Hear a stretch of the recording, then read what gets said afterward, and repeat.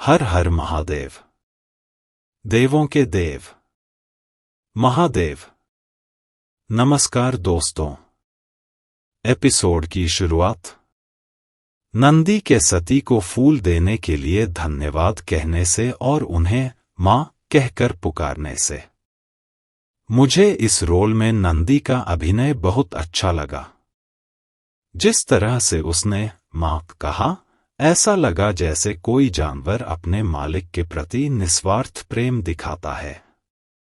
यही कारण था कि सती ने बिना कुछ सोचे समझे नंदी को फूल दे दिए।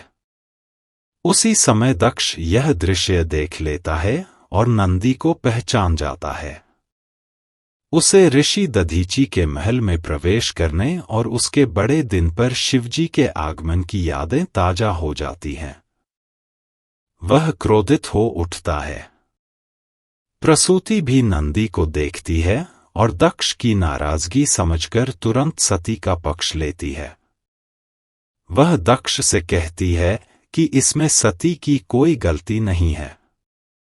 दक्ष उसे कहता है कि सती को उसके कमरे में भेज दो और स्वयं वहां से चला जाता है।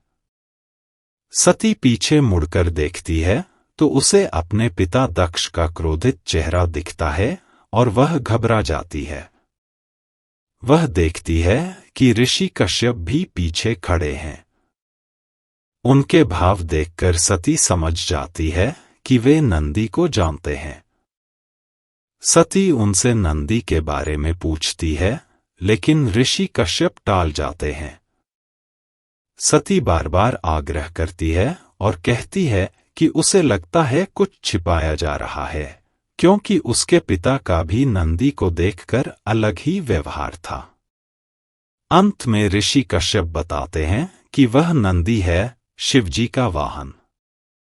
यह सुनकर सती स्तब्ध रह जाती है। दूसरी ओर नंदी कैलाश पहुंचता है। वह प्रसन्न होकर गण और पूत को बुलाता है और कहता है कि उसने मां को देखा। फिर भागता हुआ शिवजी के पास पहुंचता है और बताता है कि उसने माता को देखा और कमल भी लाया है। शिवजी गहन ध्यान में होते हैं। नंदी उन्हें ध्यान से बाहर लाने की कोशिश करता है। शिवजी नंदी की खुशी का कारण जानकर उससे कहते हैं कि उस कमल को फेंक दो। बेचारे नंदी की पूरी उम्मीदें टूट जाती हैं। वह उदास होकर जाने लगता है। तभी महादेव उसे रोकते हैं और शांत स्वर में कहते हैं कि उनका उद्देश्य उसे दुखी करना नहीं था। लेकिन नंदी जानता है कि महादेव वैरागी हैं।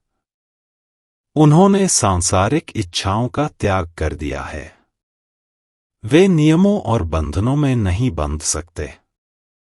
कभी पर्वतों पर, कभी श्मशान में विचरण करते हैं और वर्षों तक ध्यान में लीन रहते हैं। ऐसे जीवन में वे किसी और को बांध नहीं सकते। नंदी दुखी होते हुए भी समझ जाता है और वहां से चला जाता है।